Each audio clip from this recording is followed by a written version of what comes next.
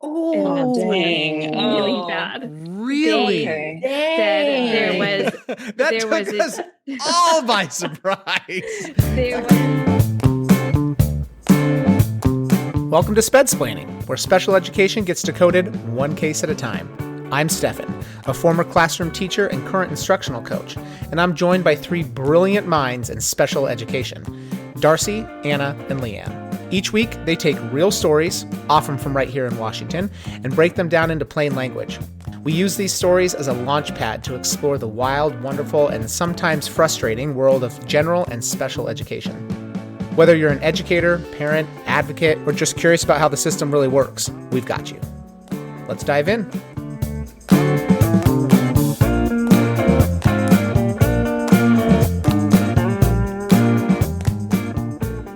Okay, Stefan, we have talked about the three prongs of special education before. Do you remember what those were? I feel like you always start out quizzing him. Like, He does. it's always the first thing you're like, bam, prove it. That's actually true. Quiz And me, quiz last me. time I crushed it. You did. And That this was time good. you're gonna fail. Well, and now all I can think about is that prongs was James Potter's nickname in Harry Potter. So that's probably not what you're talking Cool. about. Absolutely not what Didn't I'm think so. talking about. So we had All talked right. about there's like the presence of a disability, having an adverse educational impact. Yeah. One more. No, those are the two I probably could have gotten. If you had given me some Need hints. for SDI, There specially you go. designed Okay. instruction. So Same again. those are, Having a disability, educational impact, need for SDI. yes. Boom. There's also, though, I'm going to throw something new at you. There's also some dimensions for FAPE. Do you want to guess what those are? No. free and appropriate public education. I've got that part. Some dimensions Yeah. for FAPE. So you're telling me it's like 3 prongs plus. Yeah, so they came out of the Rowley case. So procedural compliance, Okay. substantive appropriateness so that the IEP is designed to like enable progress, right? Like we're writing the IEP so that this kid can make progress, and then implementation fidelity. Okay. So in the case I'm bringing you today, some of those are missing, and you get to guess which ones. Oh, okay. I'm ready. Okay, There's going to be a so in quiz. our- I have to guess. This is exciting. In our case, we have a student in early elementary, a lot of diagnoses. So autism, childhood apraxia of speech, which is a like neurological difficulty controlling jaw, lips, movement. Leanne could probably describe that a lot better than I can. ADHD, dyspraxia, which is similar but motor, and then mixed expressive receptive language delay and sensory processing disorder. So pretty impacted, right? Like there's a lot How going old is on. this person? Early elementary. So they had gone to preschool, which had an itinerant teacher, OT, and speech. In the transition from preschool to kindergarten, they did a reeval and a new IEP in July. That new eval recommended the use of an AAC device. Do you remember what that is, Stefan? Recommended an AAC device. It's a. I don't know that we've covered that. It rings a Oh. bell, which means I've seen it professionally. Probably. Is that a communication device of some kind? Yeah, so augmentative and job. alternative communication. It might be a Thank you, tablet or an thank iPad you, or whatever. Thank you. Do we have a scoreboard? We're keeping points because that's one for me. So the district recommended a full-time autistic support class based on the needs that came out of preschool. Parents disagreed, saying that it was not in their kids' best interest because they were academically capable of participating in gen ed and that those other needs shouldn't negate that placement. Advocating for inclusion. Correct. Okay. So the team meets again before school starts and decides on mostly gen ed with what sounded like some push-in support from the sped teacher and speech. And as he starts kindergarten, or they, I guess I don't know if it's a he, sorry. As they start kindergarten, things are going pretty well. Kids making progress with the support that's being provided. By December, they're starting to document that progress is slowing, and they revised the IEP to reflect that. In the spring, they started seeing some new behaviors. So increased distractibility, difficulties maintaining attention, struggling with classroom routines. Again, we're in kindergarten. So probably not the most surprising, right? Also showed some heightened sensory sensitivities and what they called non-compliance, which was affecting their ability to engage in the classroom environment according to school. So they do an FBA, we're in the spring of kindergarten, and they do another IEP meeting in May that adds in a behavior plan. So now they've got some behavior strategies in place. They've reemphasized the supports with the AAC device and are sticking with that current placement. Can I now in the fall of ask you said that they place him mostly in a place the student mostly in a gen ed classroom. You said sounds like with some push in support. Yes. Could you describe what that looks to me? Is that like a rotating special education para who would like come in consistently at the part of the day, or they're like running small groups for this kid, or like what might that look like? I mean, could be any of those. It just depends on really how it's written into the IEP, but what that would mean is they could be getting their SDI in the gen ed setting. It could just be a para supporting part of the day. So it could be one-on-one, it could be small group. But it is going to be another staff member coming into the classroom to provide some kind of accommodation, SDI support. Okay. All right. Yes. So in the fall of first grade, behaviors start getting worse. Parents and school cannot see eye to eye on how they should prevent or respond to behaviors. He gets pretty sick at some point in the year, and so they are out for a pretty extended absence. And then coming back was really hard. The IEP team is continuing to meet pretty regularly to talk about those needs. In one of these meetings, the team decided to discontinue the use of the AAC device. Leanne, could you share why that might happen? Well, I mean, really, everybody has input on that. So the parents, the teacher, the SLP are all trying to decide what's the best method for this child to access communication. And it could be lots of reasons. They didn't like the device, didn't use it. The speech and language was getting better and was more the route that the family chose to use. Not sure. So it's possible that this kid is, despite some of the behaviors they're seeing, could be progressing in their expressive and receptive language, and they like, oh, he doesn't need it. That might be the thing. But they could also conversely be saying he's just not, or the student's just not using it. And so like, why are we having it in there? I guess my question would be, let's pretend it's that second one. The kid's just not using it. They don't like it. What's the harm if they know that this is an accommodation and a tool that this kid could be using? What's the harm in having it in there? Like, I would say that if you put it in the IEP, then you should be using it and having direct instruction on it. And if you have it in the IEP and you aren't doing that, then you're not in compliance with the plan that you wrote. So they were trying to be intentional about, are we going to use this device or are we not going to use this device, and make sure everyone was on the same page. Okay. Which is difficult. Yeah. I'm thinking, like, as a parent, I'd be going, like, I don't care if the kid doesn't like it. They need it. Yeah. Figure out how to get them to use it. Keep it in the IEP. I guess I would just lean towards like more support for the kid, because it doesn't seem like it's going to be doing any harm. I guess though, maybe could you make the argument that if they are capable in these other areas, that it could be inhibiting the students' like communication? I would never make the argument that it would do harm, but right. if it's just sitting in a cupboard, which that happens quite a bit in the school setting, and nobody's using it, I think I would want to be transparent about that. Like, and then could they potentially get in trouble with this implementation fidelity thing? Like if it's right. exactly. Okay. There you go. Okay. Yep. In my head, I'm not ready to say anything out loud, but in my head, I'm starting to make some guesses which one, because you said there was one of these things missing, Anna.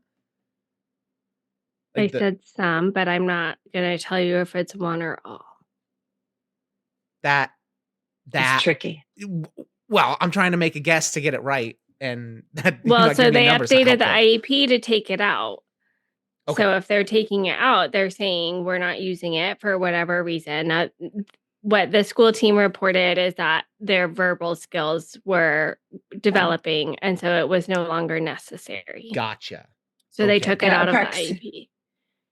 I should say I am a speech language pathologist. That's why she's asking me. I mean, the audience may not know that, but apraxia doesn't mean that you'll never talk.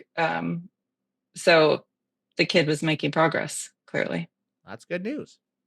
What they noticed throughout the year is that actually they saw a increase in the challenging behaviors with the change in communication requirements. So in March, they reinstituted the AAC device, thinking that might change things. Parents also at that March IEP meeting proposed modifying the content of instruction to better align with using the device so that it was more regularly incorporated in their school day. And the district said that this would impact the students' grades, and accommodations like that could only be made in the autistic support classroom. They could not make that in the gen ed setting. So the district asked to revisit the full-time placement for educational and behavioral needs. Does anyone have any thoughts on that? Yeah, My face does. I know. I was like, all your faces have thoughts, but nobody can hear that. Missing some data there. What do you mean missing data? What is happening with the behavior plan, and is what non-compliance can look a lot of ways, right? And so, like, is this big behaviors? Is this refusals? Is this like, did it give any details around, like, was there discipline involved? Did they revisit the behavior plan? Was he making progress towards his behavior goals? Like, I know they never give us all the details, but I feel like that would be really important before I revisited a big change in placement. Yeah. So, I mean, I'd have to look back fully, but from what I remember, the academics were not the concern at all. So gen ed was the appropriate placement academically, but communication and behavior was struggling. Didn't get the impression it was like aggression or anything like that. It was more refusal. So can I restate what you said? You're saying that the team proposed that the student could not receive those accommodations in the general education classroom. Correct. And because they could only be provided in a specialized setting? Correct. Stefan, what do you think of that based on what we've learned? Okay, here I have the behaviors. Non-word vocalizations with a neutral or agitated expression, making verbal no statements, dropping to the floor, and using fists to contact surfaces.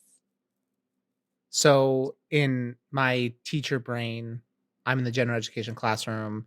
I'm asking this kid to do something, and they're grunting and frowning at me. And they are maybe screaming no. And then when things maybe escalate, they drop to the floor and punch the floor. But none of this is saying like it's endangering other kids. That doesn't sound dangerous. This kid sounds like maybe it's self-injurious stuff with punching the floor. I guess I'm even envisioning like a tantrum laying on the floor and no, I don't want to go type of thing. Not like that's what I was thinking. Punching, too. Like gonna break my hand type of thing. But that's my interpretation. What would the alternative be? I'm trying to make not to make judgmental guesses, but also like thinking about, you said this meeting was taking place in March. March of first grade. If this has been going all year, you can see that teacher being very frustrated, right? Very kind of at their wits' end. They've done a lot. It's a hard time of year. The spring starts turning around.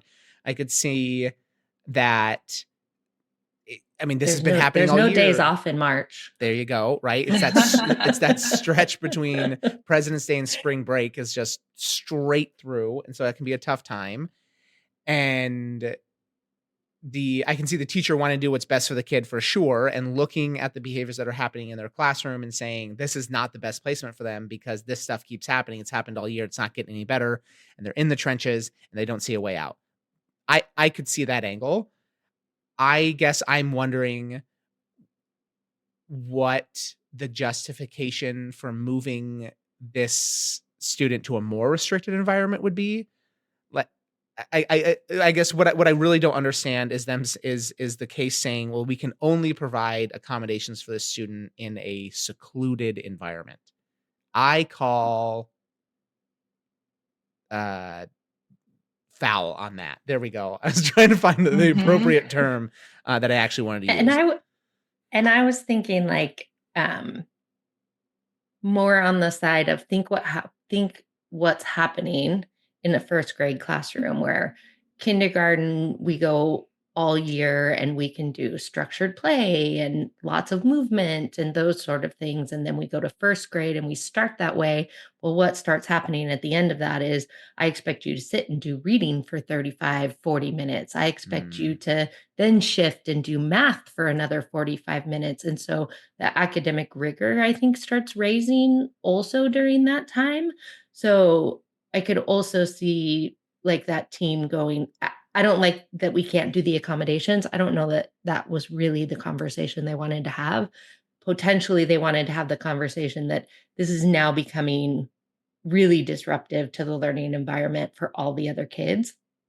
And based on that progress, potentially he's not making the same progress that he was earlier, or that he was at the same rate he was in kindergarten. That's helpful. I can definitely see that progress argument. Because you that would be a reason to consider a more restrictive environment if the current programming wasn't working for his progress, his or her. But I was also thinking, like, with people pushing in to the classroom, you would think that during those moments of tantrum, they are potentially removing the student from the classroom or supporting the student through that. So the teacher is not dealing with it alone. But I haven't looked at the IEP to know the exact minutes and what services are being provided where and when, or what the overall LRE is. I mean, is the student going to the resource room for some things? It just said mostly in gen ed, so I don't know that, but I'm going to assume in that 80 to 100%. Mm-hmm. I think another piece to think of if you're pushing in, and if that in my mind somehow one way or another means another adult coming in, and I'm either increasing the intensity of what's happening, and you see this with behavior also, with right, like now I've got eyes on this kid all the time. So when he picks his nose, he gets called out, but all the other first graders are picking their noses too, right? And so we get that like kind of dual lens. Like, not only did I super increase the intensity of what you can get away with, which might be typical for that developmental age, or I one way or another have just made this so hard, I'm going to increase the tantrums because now you need to sit, and this is a higher level of rigor than anybody else in the classroom potentially has. That is interesting. This only kind of tangentially relates, but have you guys read The Anxious Generation? Yes.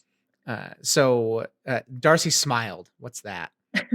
I smiled because just last night I picked up a stack of books for work that I haven't read because Leanne got me The Anxious Generation, and I was like, yeah, I've got to read that. And I'm like, I have a whole stack of books I haven't read. Like I've not done any work reading in like a couple months, and there it sits, and I moved it from the counter to up on the bookshelf. Is that progress or is that backwards? That was backwards. Oh, okay. This is solid backwards. I'm getting ready for spring break, and I was like, I'm not reading any of these. Well, I'm rereading it, so in your face was something. Dang it. Well, here, this might help you. Something that I'm doing with my one of my other counterparts is we're reading it, and then we're gonna podcast about it in like a book study sense. And so we'll read each chapter, and then we'll kind of talk about like our thoughts about that, so people could read along with it and listen to it. Anyway, I'm going back through the first part, and one of the things he says right at the beginning is with social media and phones and constantly knowing everything about our kids is we put kids under a microscope, and that has really inhibited their growth. And just, I mean, he's talking specifically more adolescence, like a little bit higher than in early elementary age. But that's kind of what this makes me think of. That didn't even occur to me. Like, you have this push and support in a classroom, and then there's just an eagle eye on this kid, and they can't get away with things that they normally would get away with. And their kids are supposed to be able to get away with some mischievous stuff every now and then. That's their job, right? That's how they learn, explore, find limits. And if you inhibit them, I could see, I don't know, something Anna tells me all the time is behavior is communication. And so if this kid's behavior is increasing, then maybe he's communicating some things like, let me be a kid. That might be a part of it as well. I have always been told, well, when I was in the classroom, I had a couple pairs that would come in every now and then, just kind of roaming. Never anything, rarely was it for like one specific student, but it was kind of, just allocate. It doesn't really matter. I was never good at leveraging their services in there just because I was kind of an inexperienced teacher when I had them in my class. But I've always been told that, like, if you have, maybe not necessarily one-on-one, but if you have that kind of extra push and support, para support, the best practice is not to have them hover around the kid that they're in there for. It's to set up things like small groups, do some more like universally accessible teaching, some things that you can do with an extra set of hands that will provide more structure and really up your game in your environment, as opposed to like, hey, you're here to support this one kid. Am I on the right track with that? I totally agree with you, but I also want to go back to what you said at the beginning, was you were like, I didn't make the best use of it. I didn't know what to do with them. I didn't have the time. And that's the reality for a lot of the gen ed teachers in that situation. They're like, just come in and go stand over there, help those 3 kids in the back or whatever it is, right? Because they're not intentional. Were you in my classroom? That is literally what I did, Darcy. It is. I've seen it a few times. It's totally a form of helicopter parenting, but in the classroom. Yeah. And it doesn't always achieve the benefit that we want it to have an adult attached to a student who then doesn't get to learn from natural consequences. So what you're telling me is, so go ahead. No, it was something you said as behaviors communication. Maybe they're trying to say, like, let me be a kid. It could also be, you're not utilizing my device, or like helping me utilize my device. I can't communicate and access my environment, so I'm mad. Yeah. And, or it just might be, I don't want to do what you're asking me to do. And I've been able to get away with this. And, like there's all those different layers for sure.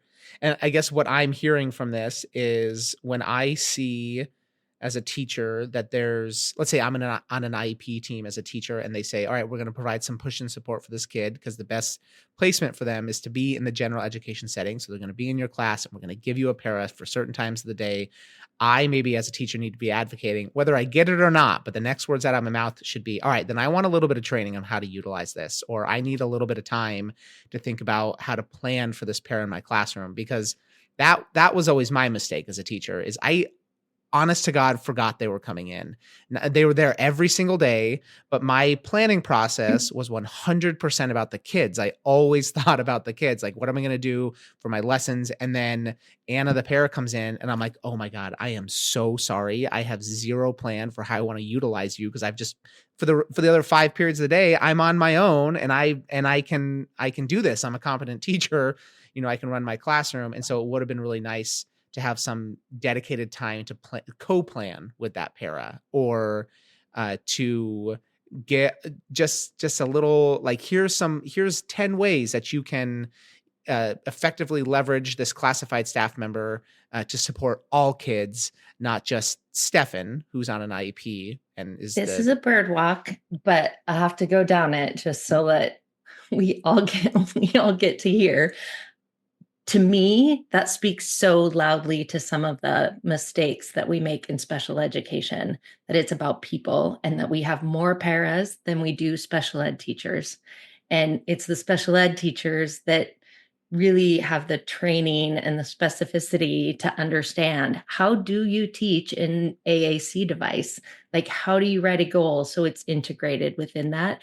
And when we have more paras, because we have to cover something and they go in, that, like, think of what that looks like for the kid.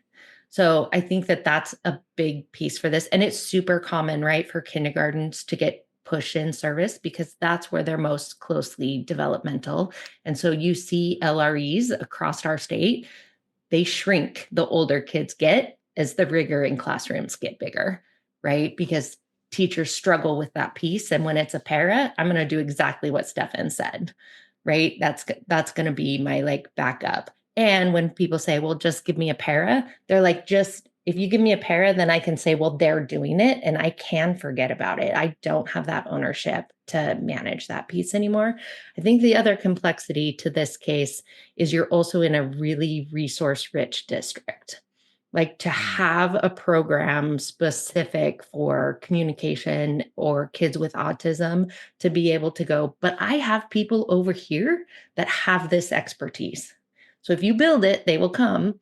Now, thinking about that conversation from the district side, like, I'm going, I don't need to train up this para. I don't need to train up this teacher that you're only going to have for 9 months, because you could go over here and be with the experts that know how to do this, that already have that training. Interesting.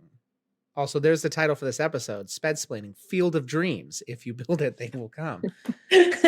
That's interesting. I tell teachers all the time, like, don't give kids so much. Limitations breed creativity. And it's kind of here as well, right? Like, they're not, it sounds like they're not quite as limited in terms of what their resources are. And so there are other options that maybe just because of there are not the most appropriate for the kid. And so they can look at them and say, well, those people over there are really good at it. They are really good at it. It also makes me think of Shelley Moore's Dr. Baked Potato,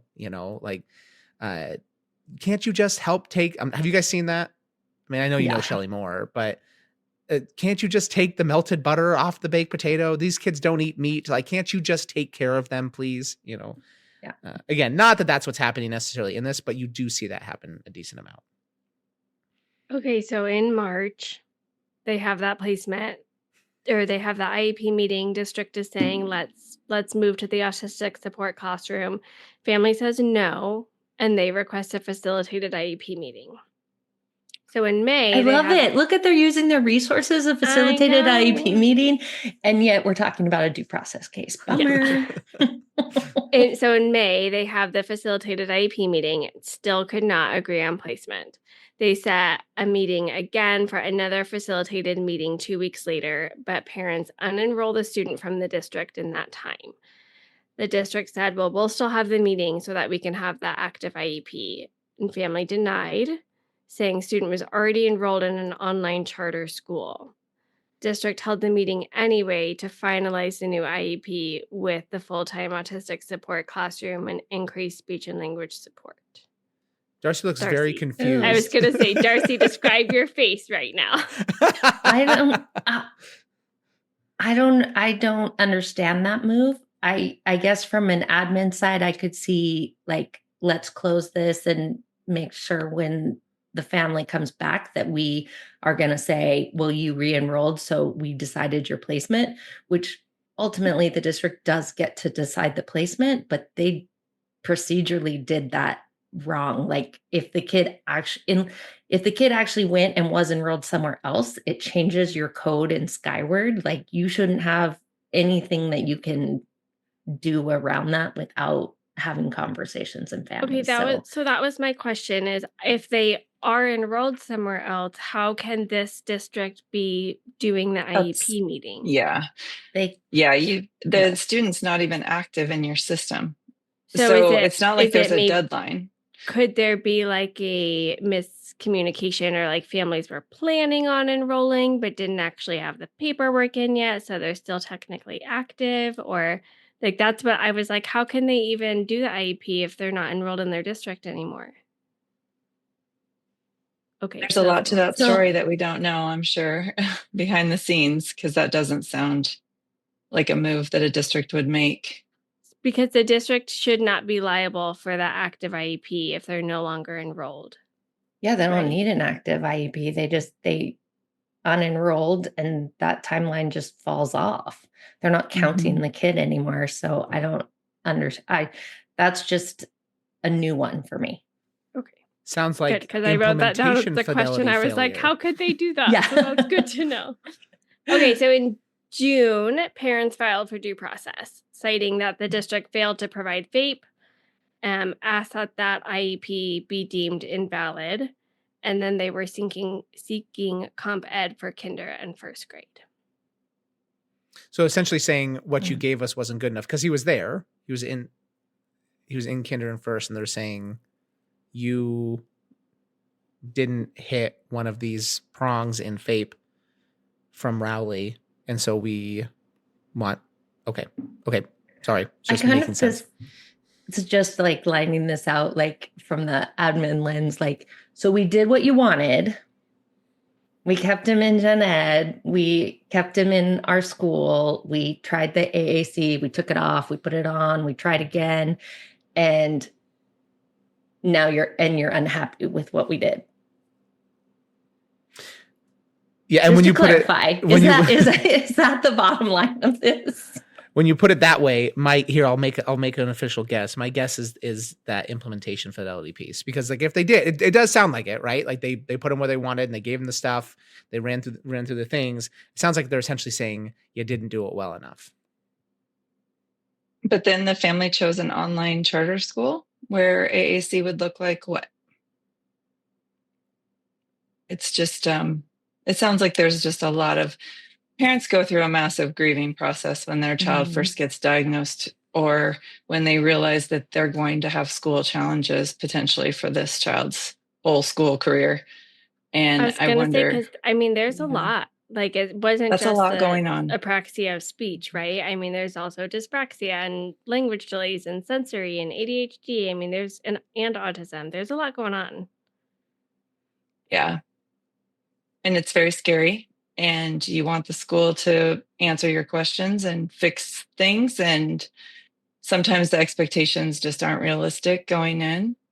And I don't think we do an amazing job of onboarding parents into the IEP process and what that means and what we can realistically do and what the law requires and just what it might look like. And then they have this vision in their head that does not match reality. And it's a complicated scenario.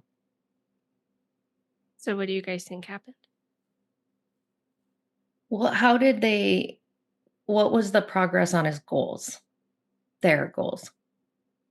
Progress on academic goals, not on behavior, and limited progress on speech goals.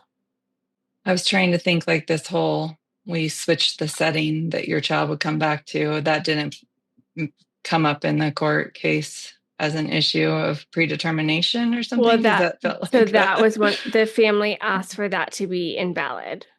Okay. Oh, maybe I So I missed think that. that piece they have a Sorry, go ahead. Solid case. Yeah.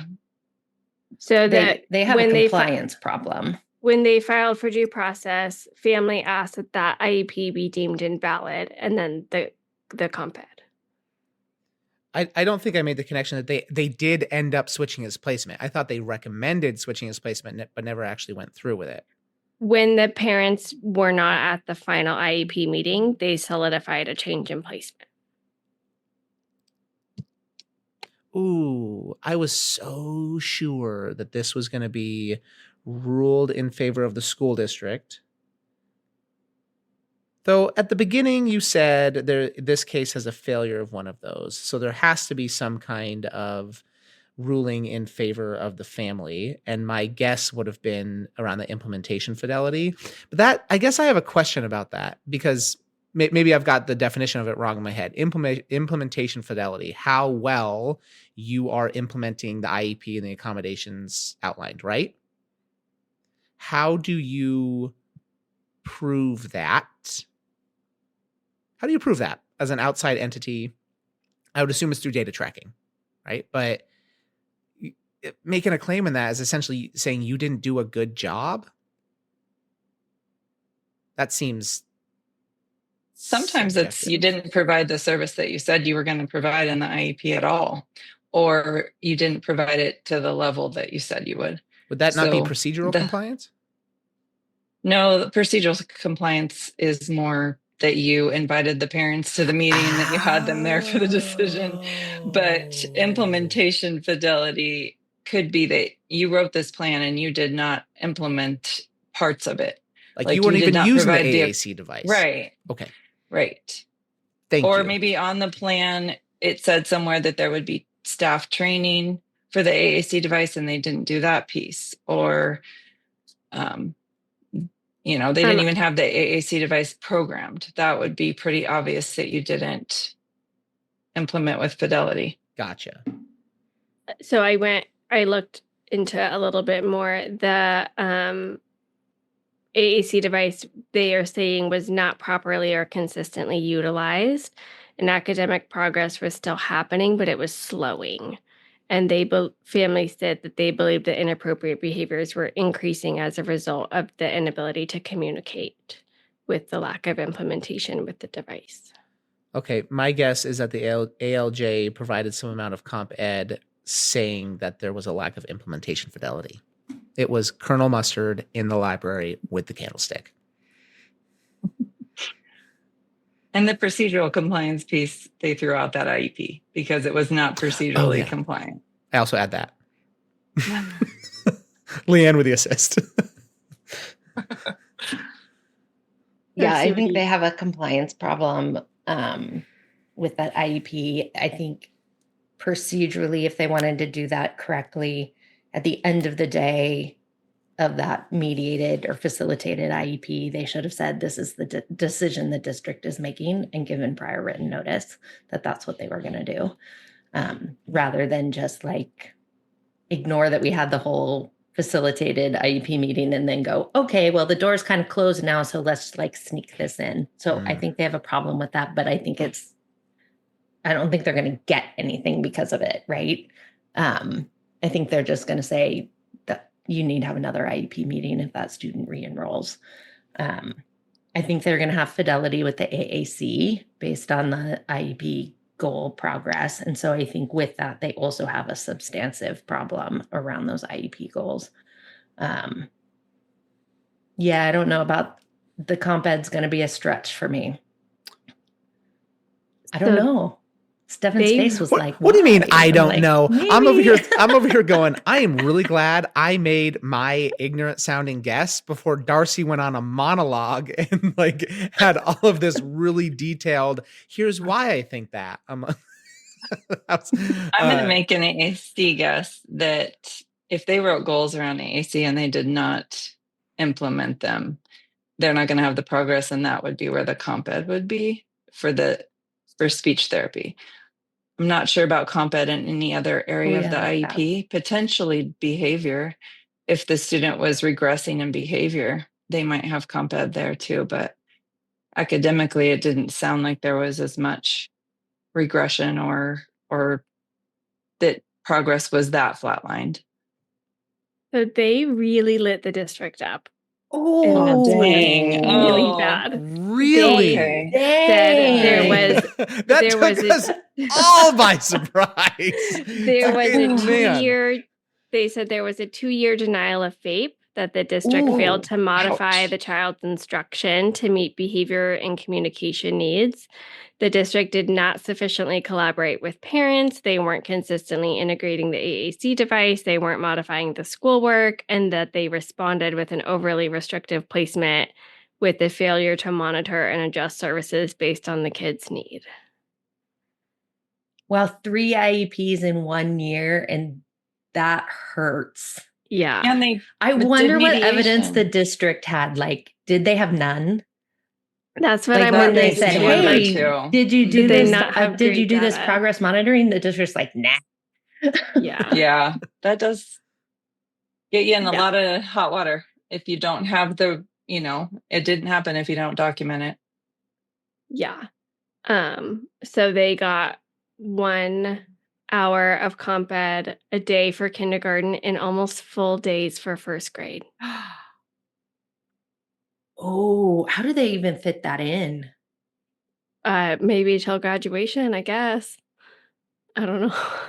That's So a what lot. was their total hours? Was like a full school year, 180 days by 7 hours, just adding in kinder. Hmm. That's nuclear. Like that is insane. Yeah. It When does. you're It doesn't even sound reasonable. No, it's not a remedy either if you give the family something that they can't actually, you know, be able to access that. The student doesn't have infinite time to make up everything. I think it's interesting to yeah, I guess like ask for the comp ed instead of payment for private speech or, That's what something I was like that. thinking. But Reimbursement of private services Hmm. that they already obtained potentially. Was there a private well, it SLP doesn't sound like involved? they did obtain it No. Yeah, any. I don't it Okay. didn't say if there was any private services involved. Is Well, that they usually an at some point get an IEE and get another SLP involved, but They did not do that here. is that an okay. option on the district's part to be like, hey, there's no possible way we can provide this type of comp ed. Can we take these comp ed hours and provide speech like outside, like bring in a I don't think consultant or I mean, the judges, and this is why I say you don't want a judge to decide for you. Right. Yeah. But I mean, the judge's finding is the finding. Like they could go back to the judge and say, would you consider Hmm. this? But they don't get to just in between them go, well, this is silly. What's he going to do? Repeat first grade? And then we'll keep him until after dinner, until seventh grade. Like that's that's just a ton. So this is the And Anna, it's really language. disappointing. The language from the court Mhm. says, this is a quote, reasoning that there are also cases in which a denial of FAPE creates a harm that permeates the entirety of a student's school day and warrants the full days of compensatory education. So they're saying because you failed to do it all day, you should get that, time back. That's nuts. Isn't that fascinating?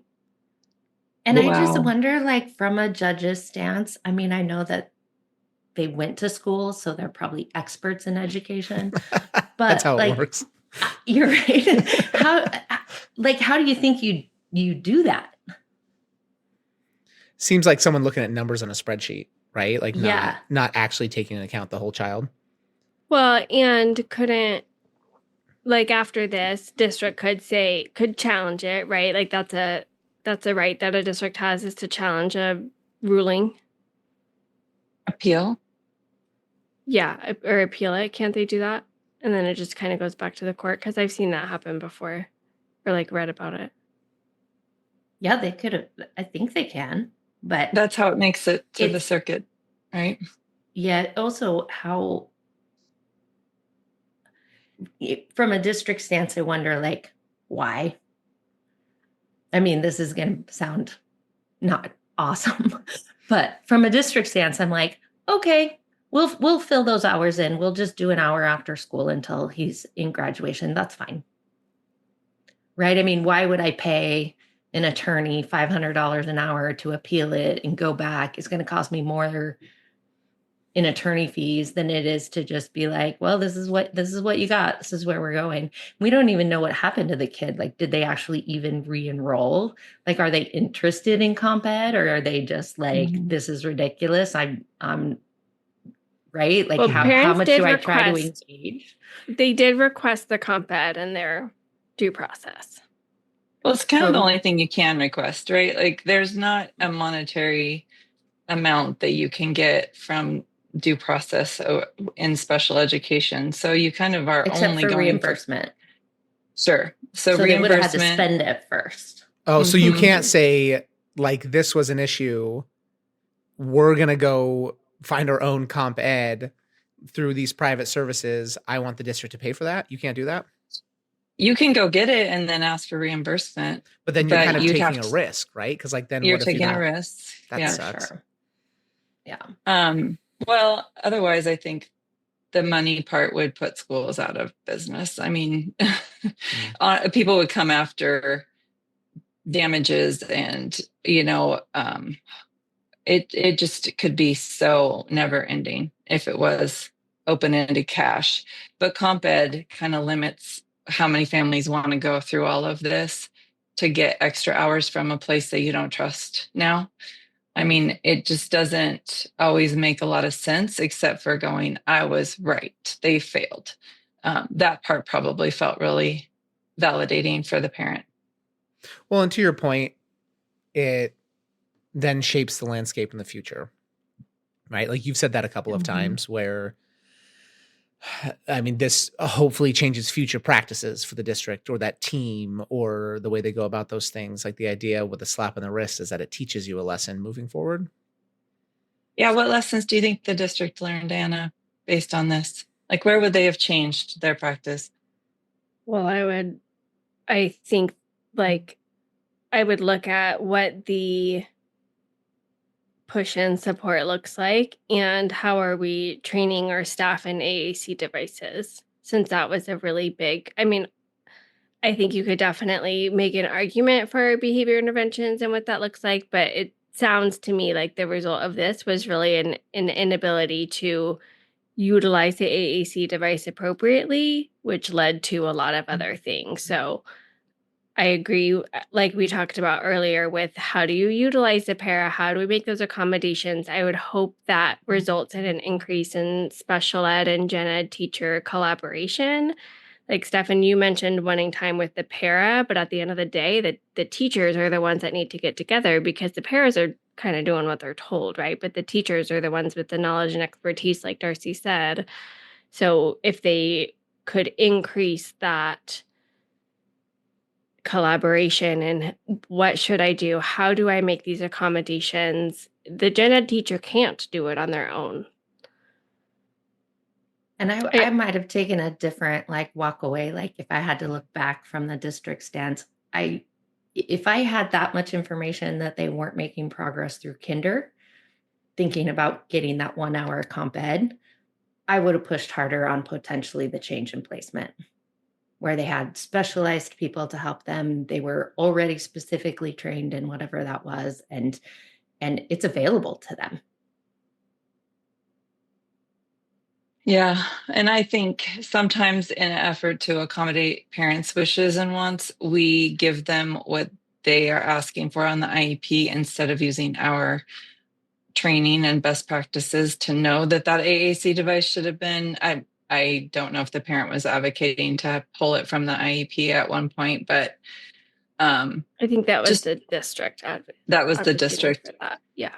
Then if you're going to go with a different speech therapy approach, which is fine, the student had verbal skills and could improve through lots of other different options. They needed to really stick with it and get serious about their method.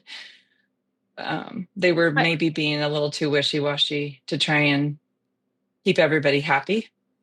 And I think that speaks to like another takeaway that I had thought is procedural compliance isn't everything. Like obviously it's important, but that's not what guarantees FAPE.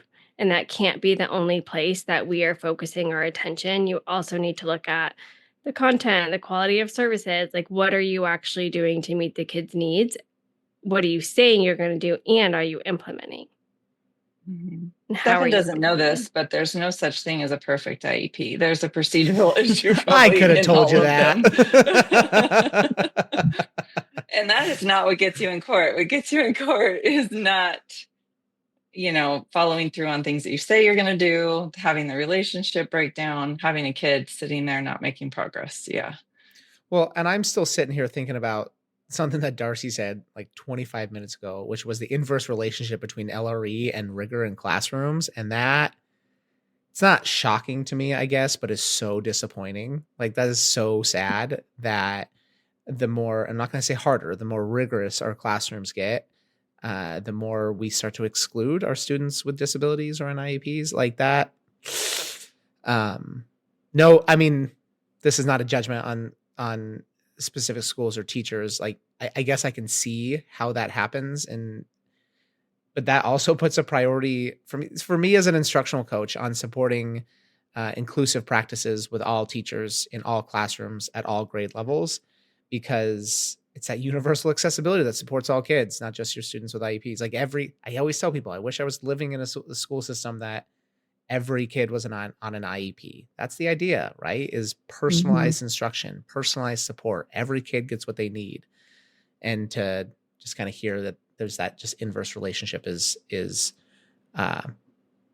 interesting, and a bit of just food for thought for that one. Thanks for tuning into Spedsplaining. If you have questions or thoughts about today's episode, we would love to hear from you. Head over to our links in the show notes where you can drop your questions, join the conversations, and connect with us. Don't forget to subscribe, leave a review, and share this episode if you found it helpful. Until next time, keep learning.